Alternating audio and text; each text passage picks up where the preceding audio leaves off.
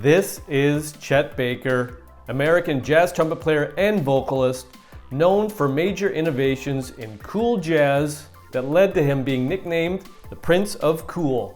Now, if you're into the triple threat, great trumpet player, great voice, Hollywood good looks, you came to the right place. Now, Chet earned much attention and critical praise during the 1950s for his vocals, Chet Baker Sings, and It Could Happen to You. He was described in his early years as a James Dean, Sinatra, and Bix all rolled into one. His well-publicized drug habit also drove his notoriety and fame. Baker was in and out of jail frequently before enjoying a career resurgence in the late 1970s and 1980s. Now this video will examine the life and music of Chet Baker.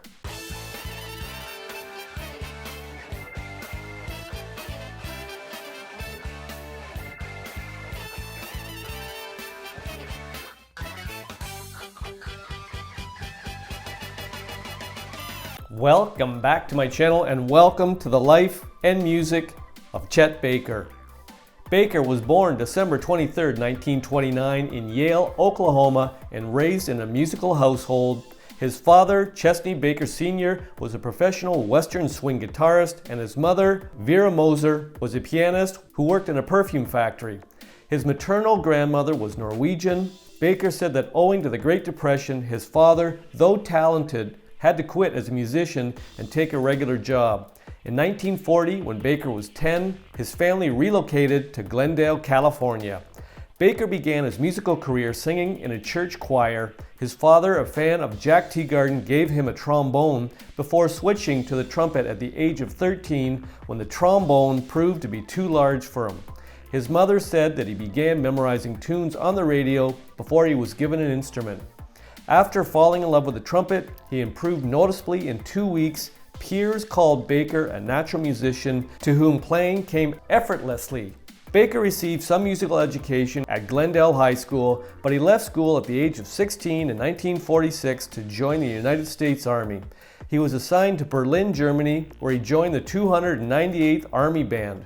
While stationed in Berlin, he became acquainted with modern jazz by listening to V-Discs of Dizzy Gillespie and Stan Kenton. After leaving the Army in 1948, he studied music theory and harmony at El Camino College in Los Angeles. He dropped out during his second year to re-enlist. He became a member of the 6th Army Band at the Presidio in San Francisco, spending time in clubs such as Bop City and the Black Hawk. He was discharged from the Army in 1951 and proceeded to pursue a career in music. Baker performed with Vito Musso and Stan Getz before being chosen by Charlie Parker for a series of West Coast engagements.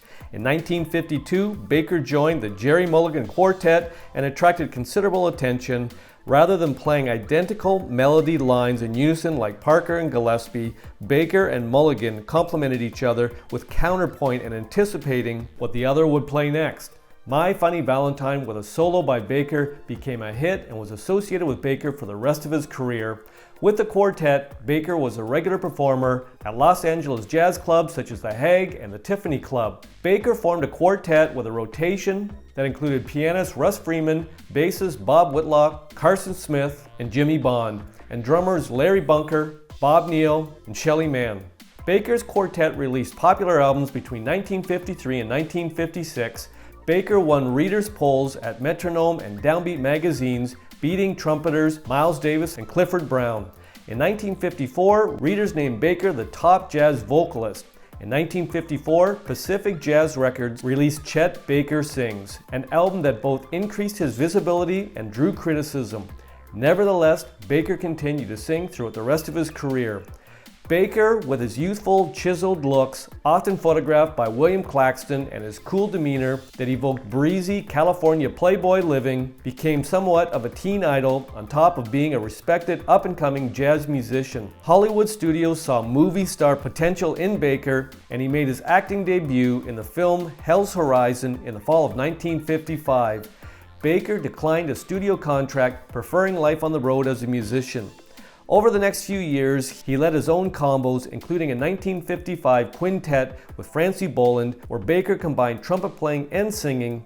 In September 1955, he left for Europe for the first time, completing an 8-month tour and recording for the Barclay label that October.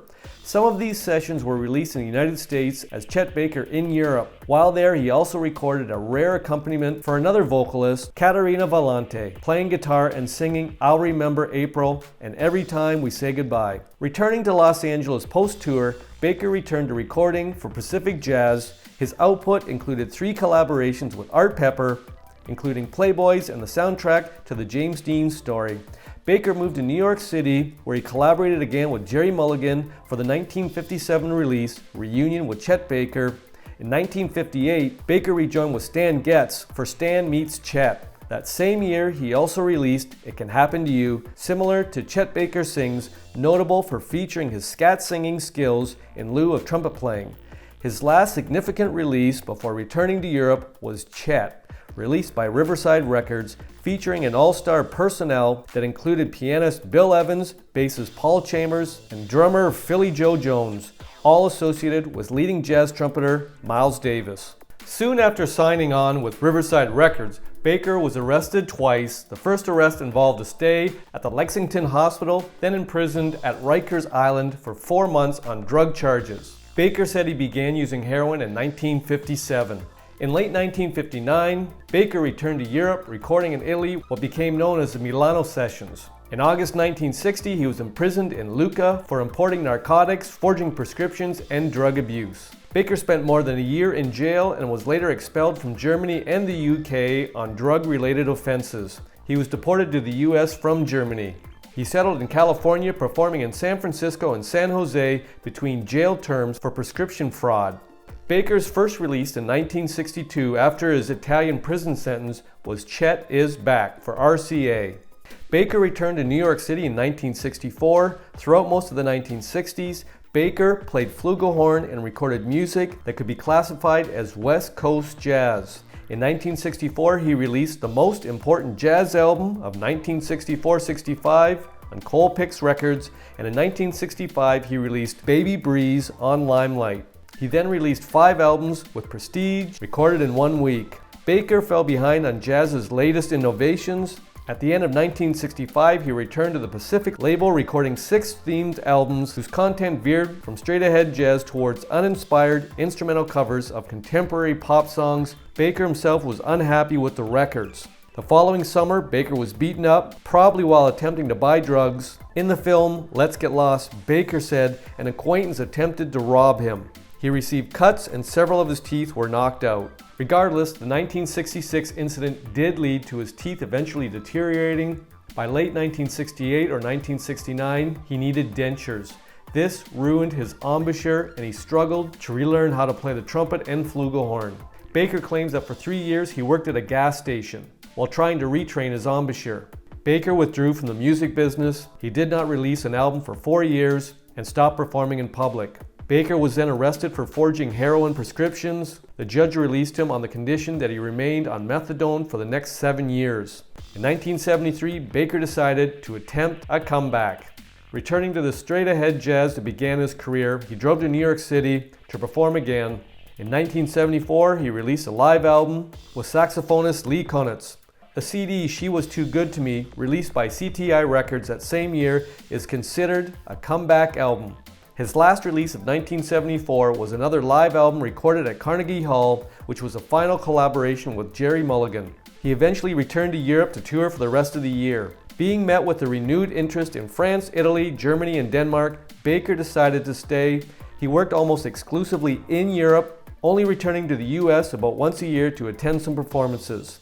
From that point on, Baker recorded a prolific amount of material. In 1979, Baker made 11 records. The following year, he made 10. Later in his career, Baker preferred to play with ensembles without drums. He detested playing at loud venues to inattentive audiences. At gigs in lively French and American clubs, he would sometimes wait for over half an hour for noise to die down before beginning to perform, and he would pause his performance if the audience made a racket. In 1983, British singer Elvis Costello, a longtime fan of Baker, hired the trumpeter to play a solo on his song Shipbuilding for the album Punch the Clock. The song exposed Baker's music to a whole new audience.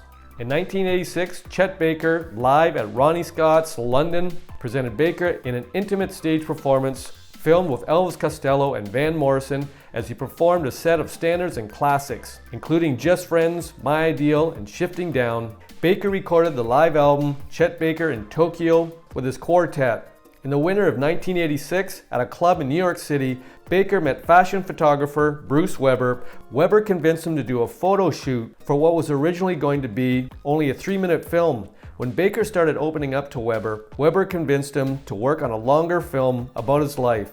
Filming began in January 1987. The finished film, Let's Get Lost, is a highly acclaimed and stylized documentary that explores Baker's talent and charm, the glamour of his youth now withered into a derelict state, and his turbulent, sensational romantic and family life. It was released in September 1988, 4 months after his death that May. 2 accompanying soundtrack albums, one compiling highlights from the height of his fame, and one featuring new material that Baker recorded during the filming of the documentary, were released in 1989. Early on May 13, 1988, Baker was found dead on the street below his hotel in Amsterdam, with serious wounds to his head, apparently having fallen from the 2nd-story window. Heroin and cocaine were found in his room and in his body. No evidence of a struggle was found, and the death was deemed an accident. Baker is buried in the Inglewood Park Cemetery in Inglewood, California, next to his father. On a personal note, I saw Chet play in 1982. I was a teenager, in love with the trumpet, practiced every day. I was exposed to his She Was Too Good to Me album, which they call the comeback album for Chet Baker. Chet was doing a week at George's in Toronto at the time, and it was a Wednesday night, and I'm just so thankful my brother took me down there with a few of his friends to George's, to a great jazz restaurant location in Toronto in the big city. Driving down, getting into George's, it was just a really cool experience just to go in and be in the restaurant. The thing that really kind of opened my eyes to Chet was kind of the simplicity to that song, She Was Too Good to Me. His playing, his voice, but there was a darkness, a depth, a visceral feeling you know I kind of got from hearing his music that I didn't really have from Maynard or Doc Severinsen or Bill Chase at the time. Chet kind of opened me up to kind of the darkness, the heaviness of jazz and of an artist. So I remember sitting down, we had great seats. There were 4 of us sitting at a table, ordered some food, and then Chet came out with the band. Guitarist, bassist, Chet. At that point, he didn't really want the drums. He was into kind of a lower kind of key, kind of vibe when he was performing. And when I saw him, I just thought, wow, he looked hard. He looked like he'd been through the ringer. It just was kind of unsettling just to see him.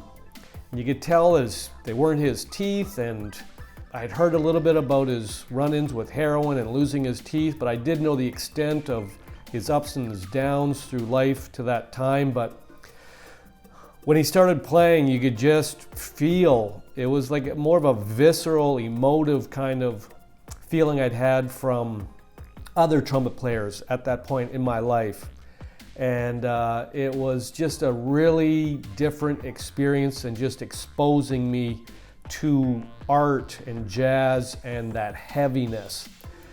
About 5 songs into his set, there were a couple ladies off to the side that were clanging their glasses and laughing just a little bit too loud while drinking their wine, and Chet stopped the band, glared at them, looked right through them. They kind of looked back, and he turned the mic around that he was playing into, and he said, "Hey, you want to play, lady?" And then when they were quiet, he turned the mic back around and started playing again. It was a very interesting experience to see Chet. I'm glad I did. He died 6 years later. Since I saw him as a teenager, I have researched and saw Let's Get Lost and have listened to his recordings, and just opened me up to a different way of looking at music, jazz, art. Man, what a life, ups and downs. Heavy, man. And when I saw him, he looked hard. Just want to say, Chet, thanks for opening me up to looking at music in a different way. I hope you enjoyed this video on the Prince of Cool, Chet Baker, unbelievable trumpet playing and vocalist, along with Hollywood good looks. If you've got an artist or band you'd like featured on this channel, pop it in the comment section. I'll make another video. Thanks for dropping by. Rock on.